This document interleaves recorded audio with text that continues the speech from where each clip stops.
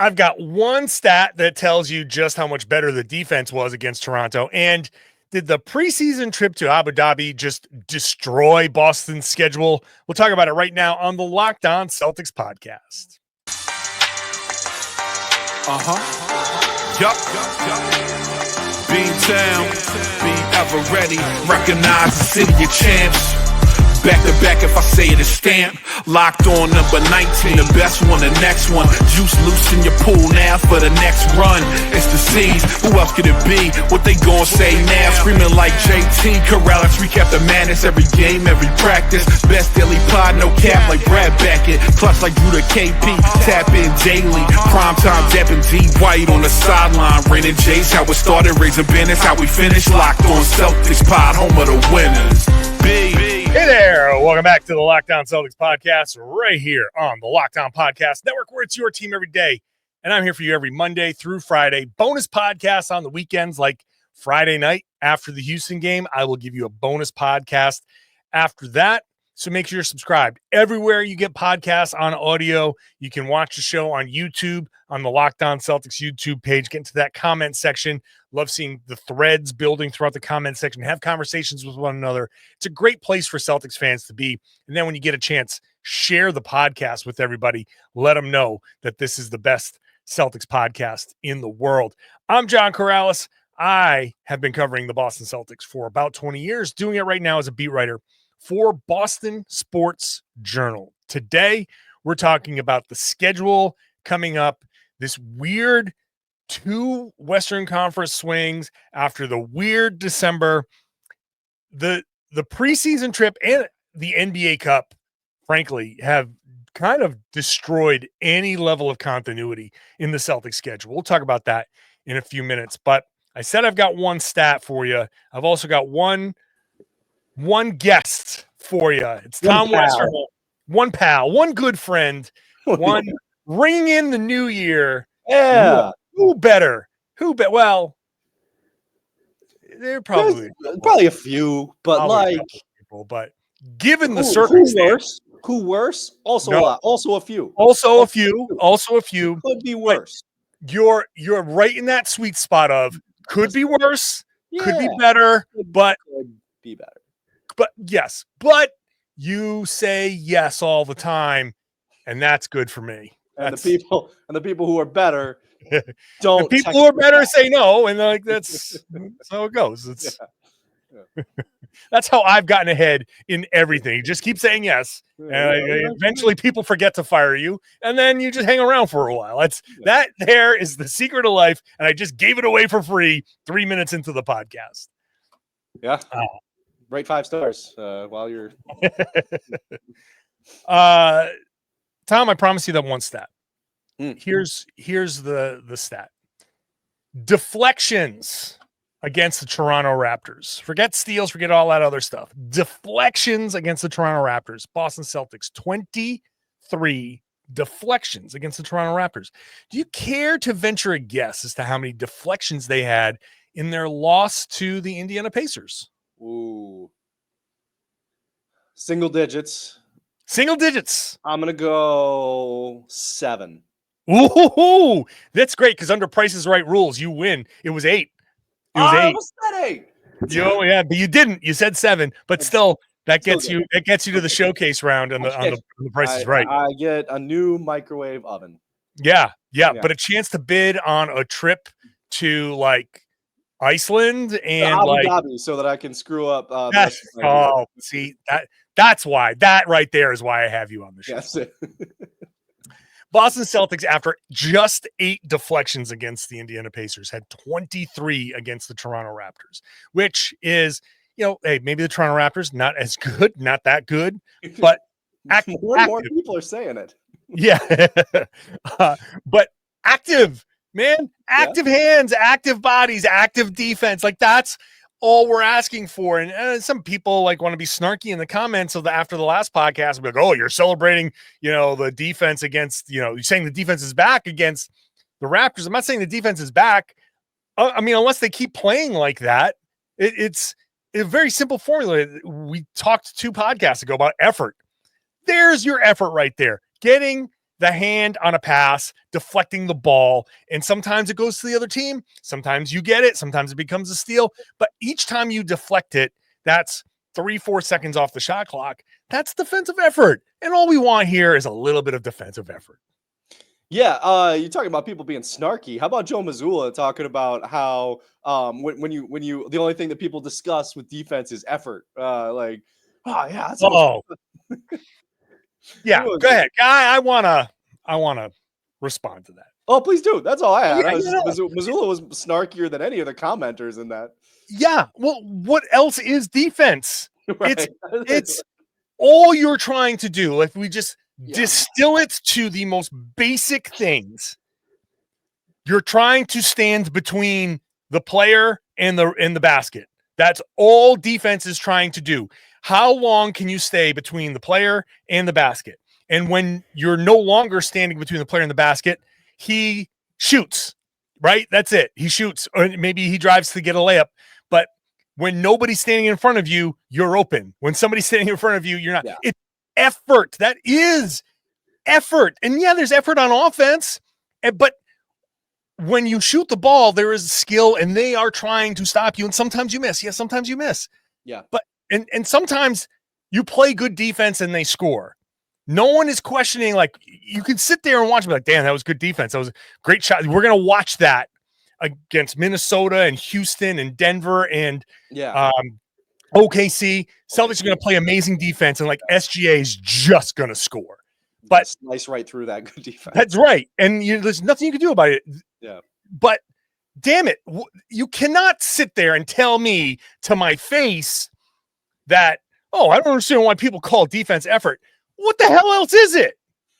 The other thing about that too, my other theory about defense is that the people who are the best at it are like, because it's effort and it's instinct, right? It's like yes. If you try really hard and you also like kind of, like maybe you're not the quickest guy laterally, but if you can get to the right position because you kind of anticipated what the guy's going to do, that's another element of it. And I really think that the people who put in the effort develop those instincts. I think that's why Marcus Smart is such a great defender, is because like he's been trying so hard at defense for so long that like he's been thinking about it. He's been processing it. Now he moves in ways that are like that just faster. He reacts to things faster because he's been trying so hard on that end for so long. Yeah, I think defense is, I mean, there's like some physical to it, right? Like, I mean, like Rudy Gobert is a great defender. And I mean, he tries for sure, but I also wouldn't be Rudy Gobert if he wasn't built the way he's built. But like, generally speaking, right. Yeah, it's just,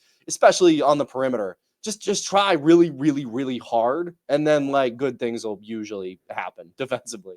That's why we talked about this a million times. That's why I hate playing against football players. They try too hard. Yeah. They're just like, get off of me. And then, That's it. The guys who try too hard. You know what? The guys who try too hard, they're the ones where, who was it? Devin Booker, who was like in the summer run, who was like, what are we doing here? Why are we double team? We're trying to work on our game. Yeah. Like that. Yeah. That's like effort is there. Yeah. Man, yes. Effort, number one. You can be a mediocre defense with a bunch of guys who just try, right? You could just take a bunch of guys who try, who aren't necessarily great. But if everybody tried on defense, you could be mediocre at worst. Then you put like instincts in there and you can be pretty good, and good scheme, good adjustments, you'd be elite. Like that's but effort is there. Yes. And that's the thing that's frustrating about the Celtics is that they have the other stuff. We know they have good scheme. Definitely do. They have good. I mean, look at the guys on this team. Like Derek White, Drew Holiday, Jayson Tatum, like Jaylen Brown. These are guys with great defensive instinct. So there's one element missing, and it just it's the one that we talked about, the Joe Mazzulla. Yeah, that's right. Are you a Rick and Morty guy? I am a huge Rick and Morty guy. Okay, that's right. I figured you were, but sometimes you surprise me.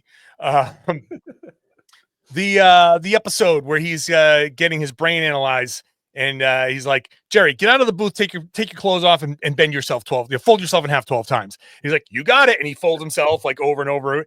That's Joe Mazzulla defending his team. In the media, like he will fold himself in half, or he'll bend any way he needs to bend to defend his team in the media. And more power to him. Absolutely. Good coach. Good for him. Yep. Good for him, right? Like, he's not going to be Michael Malone.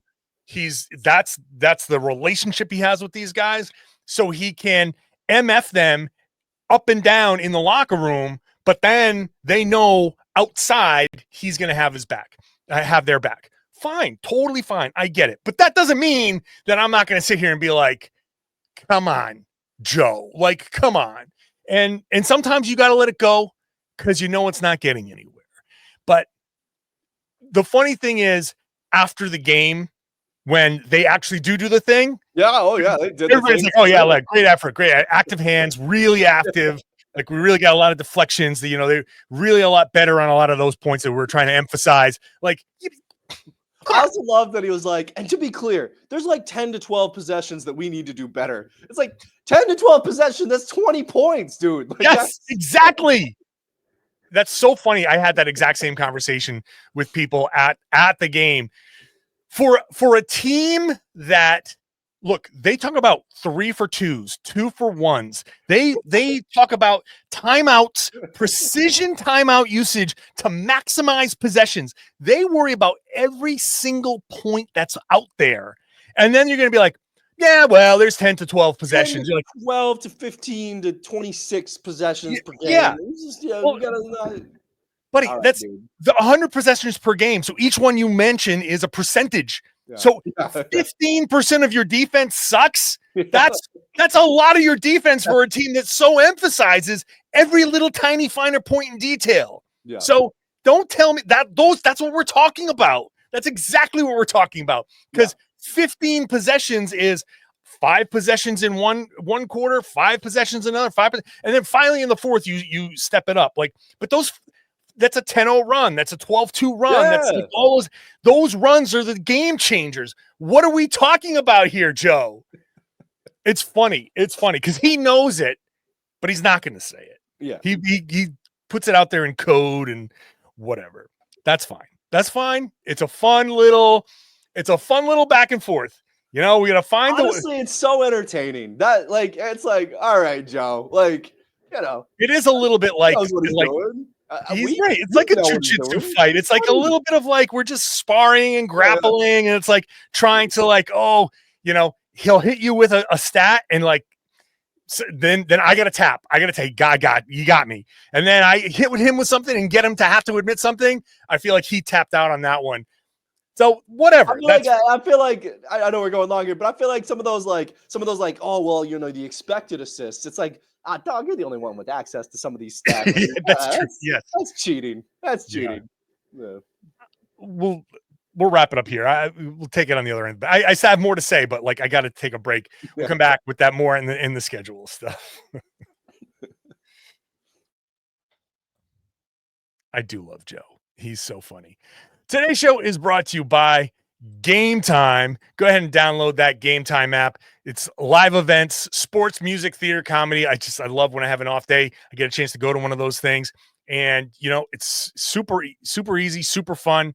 And I've used Game Time to get myself those tickets. And Game Time's made it super easy for you to get those tickets to your favorite events with their new feature, Game Time Picks.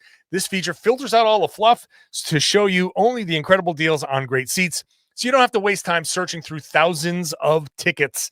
My wife is about to go to a Patriots game, which, I mean, amazingly, she's gonna take the bullet there and go and sit through whatever the Patriots are going to be doing.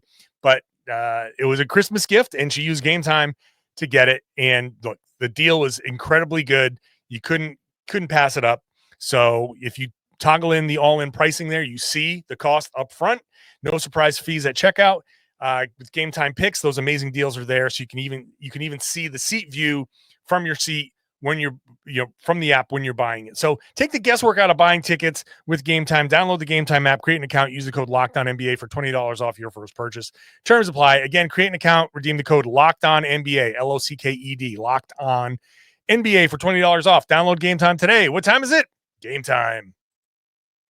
Thank you for making Locked On Celtics your first listen every day. Now, go ahead and sign up for the new Ultimate Celtics newsletter. It's free daily, Monday through Friday at LockedOnDaily.com. LockedOnDaily.com. Go pick it up. Celtics, NBA, fantasy coverage, links to all the great stories around there in the Boston media. So go check it out. LockedOnDaily.com. All right, Tom. I'm just going to let the Joe stuff go. I'm sure there's going to be plenty of opportunity here to talk more Joe. We do seem to find the opportunities. We do find the opportunity. It's just funny, the back and forth. This schedule, I said it at the open, where the trip to Abu Dhabi and the NBA Cup, the combination of those two things really, I think, messed up the Celtics schedule, because the NBA threw them halfway around the world to start the preseason. And I think they specifically pushed out West Coast trips to not have them go to the Middle East, come back, and then a few weeks later go out to the West Coast and come back. They didn't want to, overtax them in their legs. I think that would have been bad. But the net effect of that and the NBA Cup is a December schedule that was super home heavy and a ton of time off. Yeah. And it almost, like Joe has said this many times, where too much of anything is a good thing. I think this was too much time at home. Yeah. I'm sorry. Too much of anything is a bad thing. Yeah. This was too much time at home. This ended up like being, you're a little too comfortable, a little too relaxed. And it opens you up to all these real life distractions, and I don't want to lump Jaylen Brown's thing into that. I'm not referencing that. That's separate. Yeah. But like real life stuff, like you got to take care of the kids, and it's, you're at home and the wife is like, hey, you're around. You've got errands to run. You're like, yeah, on your way home from practice, go do this, go do that, go do that. You're like, yeah, I gotta, because I'm not going to be home next month. So it just throws a whole kind of thing off. It would have been, I think, good to throw in a road trip somewhere in here. Under normal circumstances, a December Western Conference swing might have happened already. Instead, now they're jammed into January. I think that trip, and I think the weirdness of the Emirates Cup there, the NBA Cup, that really screwed the Celtics up a little bit. Not only is December like a little too comfortable, but January is incredibly road heavy and a lot of miles that they're going to have to travel. Yeah, I mean, I think there's a lot to that. I think, I especially like the idea of like being too comfortable at home, right? Like it's like that. That's so true. Like I think it's easy to forget. Like when you hit the road, when a team hits the road, right? It's like there is something about those road trips where even like as a beat writer, you're just so locked in. Like you're just like, I mean, because naturally, right? It's like what else are you gonna do? You hit the road and it's like, hey, I'm okay, we got shoot around in the morning, or practice in the afternoon, and then I'm gonna write about it. And then even if I've got nothing to do in the evening, what am I gonna do? I'm gonna go out with the other, go out with somebody like maybe somebody around the team, maybe just even other beat writers. I'm gonna get dinner, get a drink, like talk about the team, talk about everybody's like very locked in on basketball and everything that's happening. And when you're home, it's like, all right, cool. Like I get to that's right. Get to see all my actual people. Like you're not hanging out with your teammates. Yeah, the way you hang. Like honestly, that's true, because if you're home, like Al Horford, let's say, from December 2nd to December 13th, you're practicing with those guys. Yeah. But then you go home, you get a wife, and like, I don't know, he's got like 20, 30 kids. Like Al Horford's got like a big family to tend to. And it's like, and he's a good family. So he's going to go home and hang out with his family. But on the road at night, you're going to call your family, and then you're going to be hanging out like him and X or him and somebody else or whatever. They're going to be hanging out, and you're going to be talking basketball. It's like a little bit of a bonding thing. It's almost like a reintroduction to you. So there is something there to being on the road. Now they're going the other way. There's too much road coming up. So, but the counter here is this actually could be good. Like I actually think this trip here, this is good timing for the Celtics to just get out on the road. You finished that. December was kind of 8-6, not great. Yeah. Shooting was blah. You kind of like they ended up. It's funny. I think they ended up 4th in offense and defense, which is great. And Joe's going to throw that stat out at us, I'm sure. But they went from like 7th. You beat a team by 50. Like yeah. They went from like 7th to 4th defensively just because of the Toronto. So but the point is getting this time to even if you're complaining about the road trip, just everybody being together and being on the bus and being on the plane and all that stuff. I think they kind of need that. Yeah, I think so. I think that's fair to say for sure. I mean, I think there is, I think there is some of kind of the conversation we were having last time about like, okay, like, is it even worth it to chase, the Cavaliers? Like, I think there's going to be some losses during this stretch, right? Like, you look at the road trip they have coming up. It's like 3 wins on this road trip would be a really good road trip because these are good teams. 3-1 would be great. 3-1 would be really good. And like, that's like the Cavaliers are on a crazy pace, right? And I think there's going to be more of that this month where it's just like, they dropped a game here, they dropped a game there. It's going to happen. You just look at the schedule, you look at the travel. That's going to, it is what it is. And like, you go back to like, okay, so they were, overseas and then, then they were home so much and it was just such a weird, funky schedule. You drop some of those games that you were probably going to drop because it was weird. And yeah, all of a sudden you've got, you've piled up 9, 10, 11, 12 losses where, like it's not bad. You're fine, but you're kind of looking at that number 1 seed a little bit further and further away. But so I do think there's going to be some of that to consider over this stretch. Like I don't know especially if Cleveland keeps playing at the pace they're playing at, like this month is going to create a little bit of separation. But if it also kind of gives the Celtics a chance to all kind of like gel and just kind of like get right, like a get right month after a bizarre December, then that's, net positive for sure either way.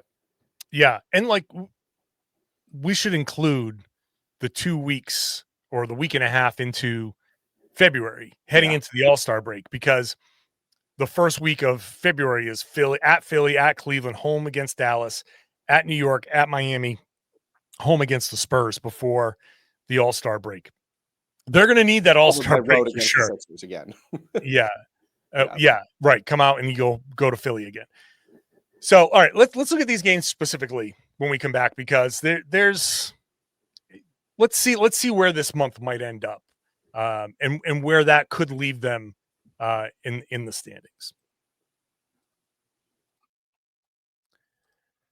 Today's show is brought to you by FanDuel. NFL playoffs right around the corner. Not too late, though, to get in on the regular season action with FanDuel. It's America's #1 sportsbook. Right now, new customers can finish the season strong. You got $250 in bonus bets if your first $5 bet wins. You got so many different ways to pick up a win over there at FanDuel. You can bet on which players will score a touchdown, how many points each team will score. So you have a lot of ways to kind of stay in the game and stay engaged with the game.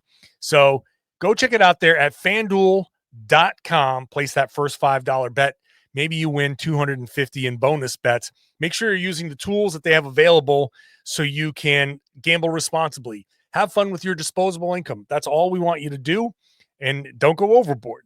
Have some fun over there at FanDuel.com. Join today, FanDuel.com, for your chance at $250 in bonus bets. Make every moment more with FanDuel, an official sportsbook partner of the NFL. Thank you for making Locked On Celtics your first listen every day. Go check out the Locked On NBA podcast, Locked On NBA Game Night. I got that show with Jake Madison on Fridays, so that's recapping all the Thursday night action. So go check that out. And then Locked On NBA comes out during the middle of the day, a debate style show. So go check that out wherever you found this podcast. So Tom, we said 3-1 here on this upcoming trip.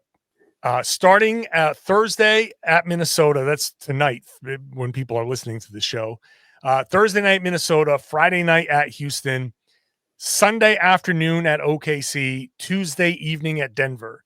and then 2 days off before they come home for the Kings and the Pelicans.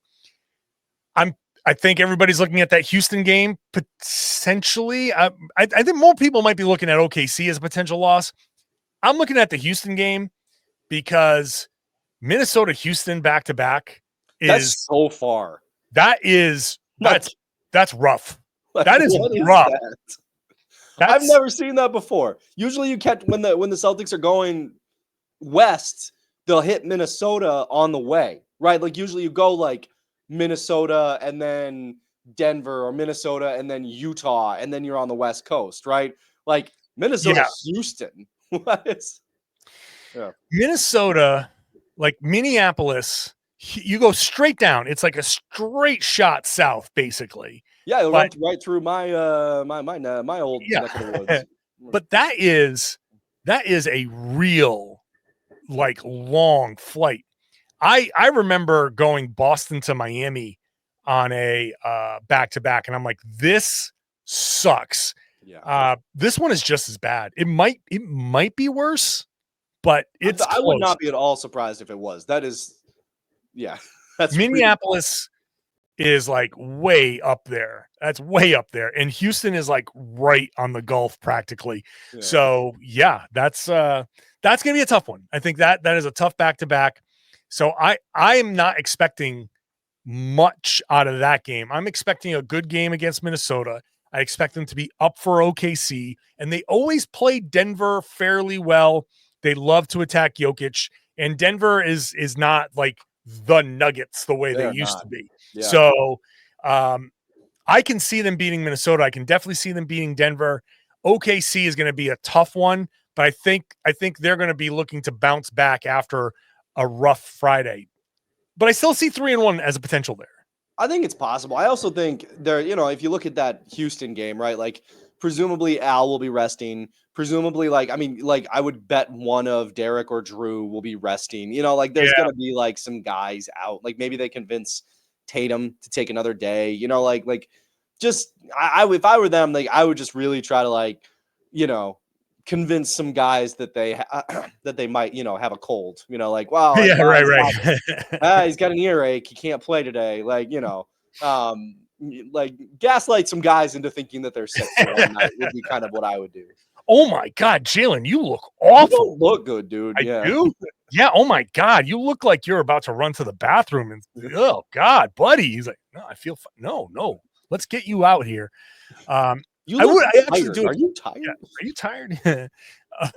Actually, you know what? I get a little sniffle there. Now that you mention it, I would expect. I actually have no inside knowledge to say this, but I would expect Kristaps Porzingis back for the Minnesota game because he warmed up before the Raptors game and looked good, and knowing that Minnesota, Gobert, you're going to need to pull him away. Porzingis can be perfect for that. Houston, you could have Al. I think Al rests Minnesota and then plays against Houston. And that might be that might work best matchup wise. So yeah. So I think a 3-1 stretch there. I would expect wins over Sacramento, New Orleans, and Toronto. Coming home, the Toronto game. The Toronto game is going to be tough. Revenge. The Celtics have revenge against Orlando in mind, and then back-to-back Atlanta. If Trae Young plays in that game, Celtics are going to win. And then they go to this is the true West Coast swing: Golden State, Clippers, Lakers, Dallas. I think the Celtics can win 1, 2, 3, 4, 5, 6, 7. I have them on a 7-game win streak. We haven't seen them on a big win streak like this in a while. I think they can do it, but then that means that one of these Western Conference games could be a little bit dicey. Yeah. I don't know which one to say. I'm certainly not going to pick a Lakers loss. Yeah.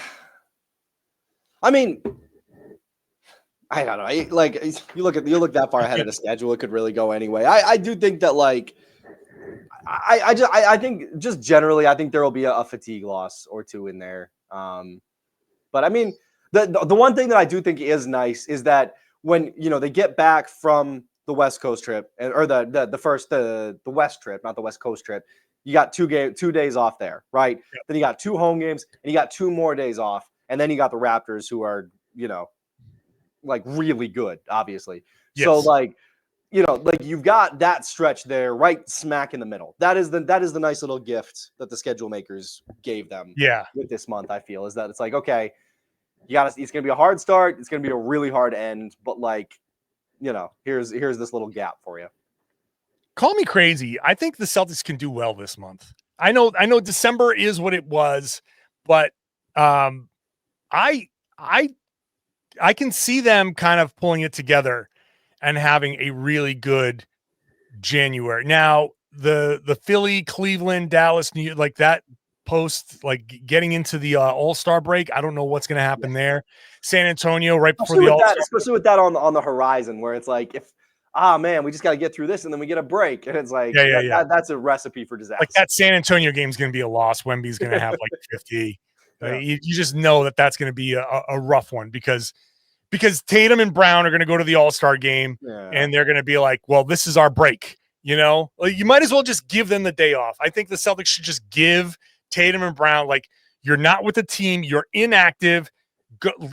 Just stay in Miami. You're in Miami on the 10th. Yeah, just stay there. Just stay there, or go to the Bahamas. It's right across like the pond, like just a little puddle jumper. Go to the beach and then join the All-Star team on Friday and just take 3 days and then go do that. Just listen, I'll take an excuse to watch Jordan Walsh right now. Like he's been pretty fun. He's been kind of fun. Like I would love to see it. And you know what? I'm sure Jordan Walsh would be like, yeah, guys, Jordan Walsh you should totally take that vacation. Jordan's gonna be like, how much? Like, dude, I don't have to go to Maine to get minutes. Like, this is awesome. Yes. Like Jordan, Drew Peterson, Kata, like all those guys are gonna like take up a collection and be like, guys, 2 nights at the Ritz on us. Go ahead. That's I would totally be into that. Let Pritchard get his points per game up a little bit. Try to make a little man. We got this figured out. We got February sorted out for him. Totally. We'll see how it goes. I mean, obviously, things can go wrong, but call me crazy, but a road trip now after everything, I feel like I've said it, but I just said this before. I'll say it again. I feel like it's good for them. And these are teams that they want to play. Yeah. Right. They are going to be up for Minnesota. They're not going to be like, oh, we're only OKC. Like, no, you got to go there. OKC is a finals potential preview. They'll be up for Ime and the Rockets and another team that's like really making a push this year. Like, yeah, for sure. Yeah. So those are going to be 4 games that they're going to be super interested in playing. Okay, maybe Sacramento, New Orleans at home. I hope they don't falter at home, but that's a stretch where on paper every game there should be winnable. And then they're going to want to play Golden State. They're going to want to play the Clippers and the Lakers and Dallas. Those are all games. These are all games they're going to be up for. So I can see them if they come out of this month with, I can see like 2 or 3 losses, and then that's it. I think this can be a good month. I'll just put it on record right now and say I think the Celtics are going to have a good month of January. I'm capping it at 3 losses. It could be fewer. I'm going to cap it at 3 losses.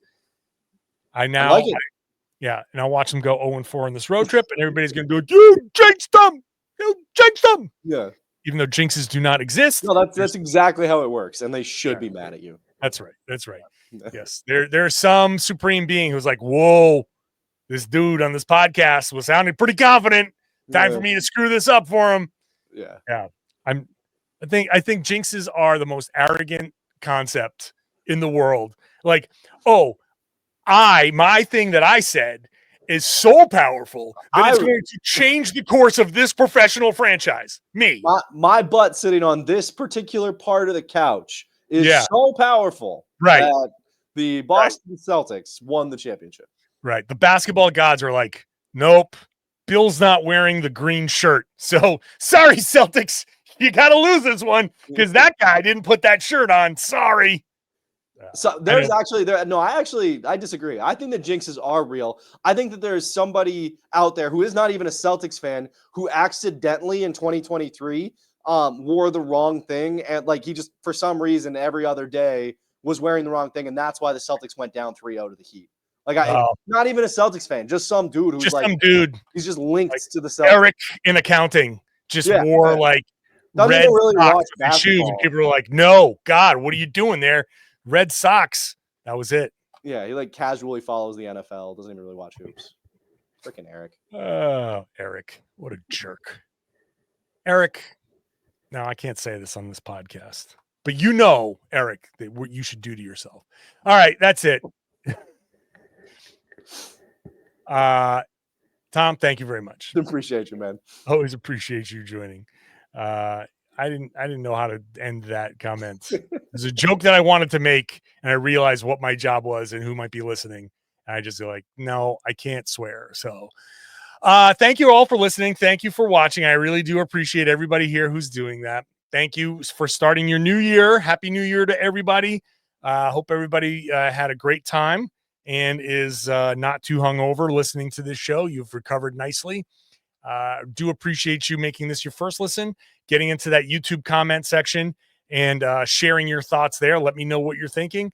And then share the podcast. Tell everybody that they should be listening to and watching the Locked On Celtics podcast here on the Locked On Podcast Network. It's your team every day.